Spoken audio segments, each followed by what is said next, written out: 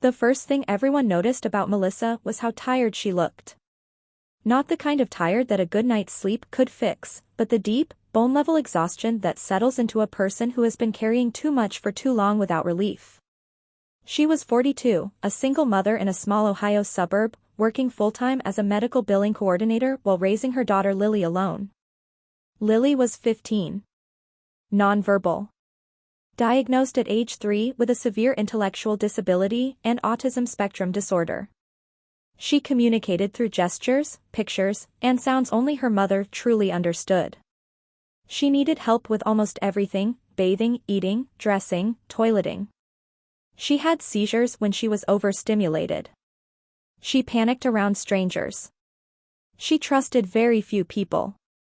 Melissa loved her daughter fiercely, without hesitation or resentment. But love didn't erase exhaustion. Love didn't replace sleep. Love didn't give her a break when Lily screamed through the night or melted down in public or needed constant supervision. Melissa hadn't been on a real vacation in over a decade. She hadn't gone on a date in 6 years. Her world had narrowed to work, home, doctor's offices, and school meetings. Her friends had slowly drifted away, unsure of what to say, unsure how to help. Her family was small. Her parents had passed years earlier. The only close relative she had left was her older sister, Karen. Karen was everything Melissa wasn't. Confident. Social. Married. Comfortable. She lived 2 states away with her husband, Tom, and their grown children who were already out of the house. Karen liked to talk about how close-knit their family was, how faith and loyalty were everything. So when Melissa finally broke down on the phone one night, sobbing so hard she could barely speak, Karen listened. "I can't do this alone anymore," Melissa said. "I'm scared I'm going to get sick or collapse or something, and Lily won't have anyone." There was a pause on the line. Then Karen said, "What if we came to you?" Melissa froze. "What?" "Tom and I," Karen continued. "We've talked about downsizing anyway. The kids are gone. I could help with Lily. Give you some breathing room." Melissa cried harder, this time from relief. "I don't know how I'd ever repay you," she said. "You don't have to," Karen replied. "You're my sister." When Karen and Tom moved in, it felt like a miracle. Tom was in his early 50s, soft-spoken, gentle, with a calm demeanor that immediately put people at ease. He volunteered at church. He spoke kindly. He seemed endlessly patient. Lily, who usually resisted new people, didn't panic around him. That alone made Melissa trust him more than she realized.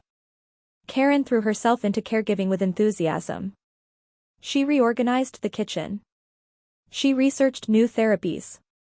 She insisted Melissa take naps, go for walks, see friends. "You've been in survival mode too long," Karen told her. "We've got this." For the first time in years, Melissa slept through the night. She noticed how attentive Tom was with Lily. How he knelt to her level. How he learned her routines. How he volunteered to sit with her when Karen and Melissa ran errands. "You're so good with her," Melissa said once, grateful beyond words. Tom smiled gently. "She's a sweetheart." There were moments, tiny flickers of unease, that Melissa ignored. Like how Lily sometimes pulled away when Tom reached for her, then relaxed when Karen was nearby. Or how Tom always insisted on helping with Lily's nighttime routine. Or how Lily started having more frequent meltdowns, especially after being alone with him. Melissa told herself she was imagining things. Lily couldn't explain what she felt. Melissa didn't want to project fears onto a man who was helping save her sanity. Then Lily got sick. It started with a fever. High. Unrelenting. Melissa rushed her to the emergency room when she couldn't keep fluids down. Karen stayed home to rest, insisting Melissa go alone since Tom was already out of town on a supposed work errand. The hospital admitted Lily overnight for dehydration and monitoring. Nurses bustled in and out. Melissa sat beside the bed, exhausted but alert. At some point around 3 in the morning, a nurse returned with a different expression on her face. Careful. Measured. Mrs. Alvarez, she said quietly. Has Lily started menstruating yet? Melissa shook her head. No. The nurse hesitated. We ran some routine labs. I need the doctor to speak with you. The doctor arrived minutes later. Lily was pregnant. Melissa didn't understand the words at first. Her brain rejected them completely. That's not possible, she said. She's never been alone with anyone outside family. She can't. The doctor's voice was gentle but firm. Someone had access to her. Melissa felt the room tilt. The investigation moved quickly. Mandatory reporters were notified. Social workers arrived. Police followed. Melissa answered questions she never imagined she'd hear asked about her child. She called Karen from the hospital, her voice breaking. Karen arrived an hour later. Tom was suddenly on his way back. Karen cried. Held Melissa. Repeated over and over, this is impossible. But something in Karen's eyes didn't match her words. When Tom arrived, he was devastated. Horrified. Shocked. He held his head in his hands and said all the right things. Melissa watched him carefully now, something sharp and electric running through her veins. She went home that night and didn't sleep. Instead, she searched. She pulled out old phones. Old tablets. Backups she'd never deleted. A device Tom had once fixed for Lily when it stopped charging. She didn't know exactly what she was looking for. Just that something was wrong. It took hours. Then days. And then she found it. Hidden photos. Deleted messages. Files synced across devices. Evidence that Tom had been grooming Lily for months. Evidence that Karen had discovered it and chosen silence. There were texts between Karen and Tom arguing in whispers about keeping things under control. About protecting the family. About how Lily would never be able to tell. Melissa vomited in the bathroom when she read them. When she confronted Karen, her sister didn't deny it. She didn't understand what was happening, Karen said through tears. I thought if it stopped. You knew, Melissa said, her voice hollow. You knew and you stayed. Karen reached for her. Melissa stepped back. That was the last time she called her sister Karen. After that, she was just a stranger with the same face. Melissa testified. She sat in a courtroom and described the life she trusted to others. She let the evidence speak when her voice shook. She stared straight ahead when Tom avoided her eyes. He was convicted. Karen was not charged, but she lost everything else, her marriage, her reputation, her relationship with her sister. She moved away quietly, leaving behind nothing but silence. Lily's pregnancy was monitored carefully. Doctors and advocates helped Melissa make impossible decisions with compassion and respect. When Lily gave birth to a baby girl, Melissa held both of them and cried, not from despair, but from a fierce, protective love she hadn't known she could still summon. Melissa raised her granddaughter alongside her daughter. It wasn't easy. Nothing about their life was easy. But it was honest. Melissa became an advocate because she had no choice but to speak. She learned laws. She worked with organizations protecting disabled victims. She stood in rooms full of professionals and told them what no one wanted to hear: abuse hides where trust lives. Her home became quieter again, but not empty. Lily smiled more. She laughed with her baby. She pressed her forehead against her mother's chest when she needed comfort. Melissa still got tired. Still cried sometimes. Still wished things had been different. But she never doubted herself again. She had learned the hardest truth of all, that protecting your child sometimes means destroying the illusion of family. And she would do it again, every time the months after the trial blurred together in ways Melissa never expected. People assumed the hardest part was over once the verdict was read, once Tom was led away in handcuffs, once the courtroom emptied. They thought justice was a finish line. For Melissa, it was only the beginning of learning how to live with what had happened, and how to rebuild a life around two vulnerable souls who depended on her for everything. Lily didn't understand courtrooms or verdicts or prison sentences. She understood absence. She noticed Tom was gone. She noticed Karen was gone.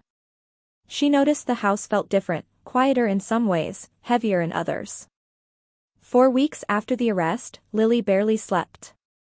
She startled at night, clutched at Melissa's shirt, cried in a way that felt deeper than her usual distress. Melissa slept on the floor beside Lily's bed, one hand always touching her daughter's ankle or wrist, grounding both of them. "I'm here," she whispered again and again. "I've got you." The baby, whom Melissa named Grace, was born small but strong. When the nurse placed her in Melissa's arms, something shifted inside her chest. The pain didn't disappear, but it reorganized itself around purpose. Grace needed her. Lily needed her. And Melissa realized, with a clarity that startled her, that she was done apologizing for taking up space in the world. Social workers helped her navigate the system: guardianship, benefits, therapy, medical care. Some days were bureaucratic nightmares. Some days she cried in parking lots after appointments that reopened wounds she thought had scarred over. But there were moments of light, too. Lily adored Grace. She touched her tiny fingers with reverence. She hummed softly when Grace cried.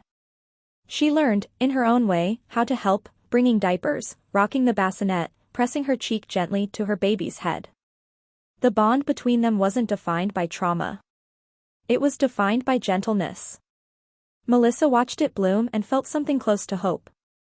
Word spread slowly at first, through social workers, therapists, special education teachers. Then more widely. Melissa began receiving calls from other parents. Mothers who sounded like she once had on the phone with Karen, exhausted, desperate, unsure who they could trust. "How did you know?" they asked. "I didn't," Melissa answered honestly.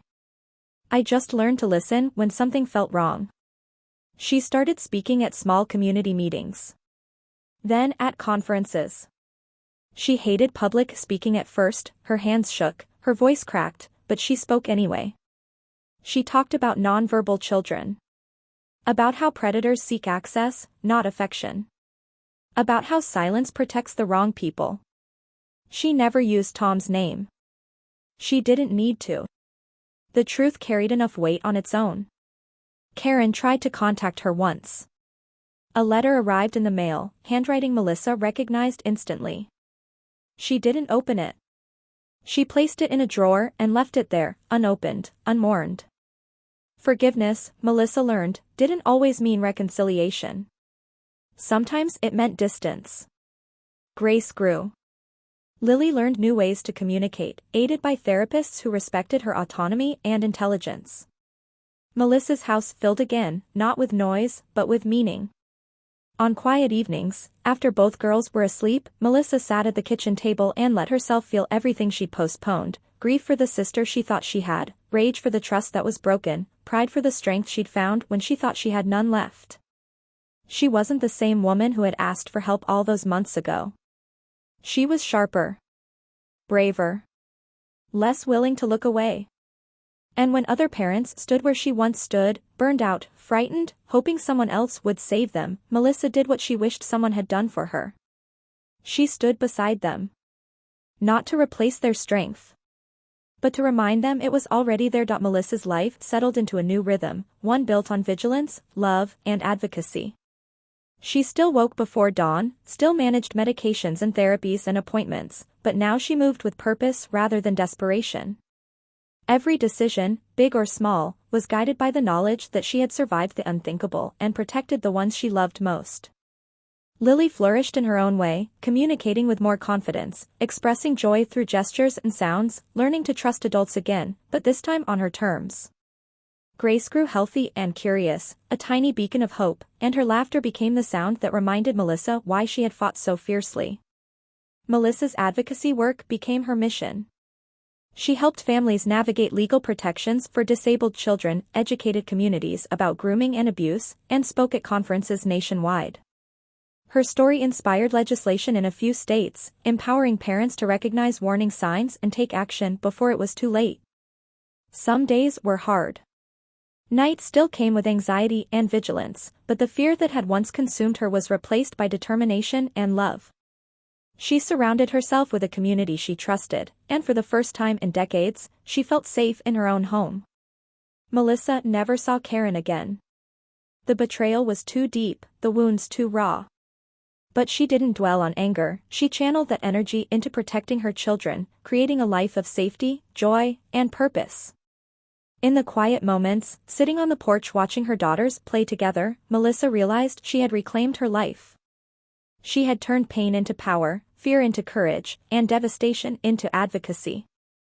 She had survived the unimaginable, and in doing so, she had built a home filled with love, trust, and the unshakable belief that her daughters, and now her granddaughter, would never have to endure the same horrors. Melissa whispered softly to herself, a vow as much as a reflection. I will protect them. Always. And with that, she smiled, the first full, unburdened smile in years, as sunlight fell over the home she had rebuilt, not just as a place of survival, but as a sanctuary of resilience, love, and hope.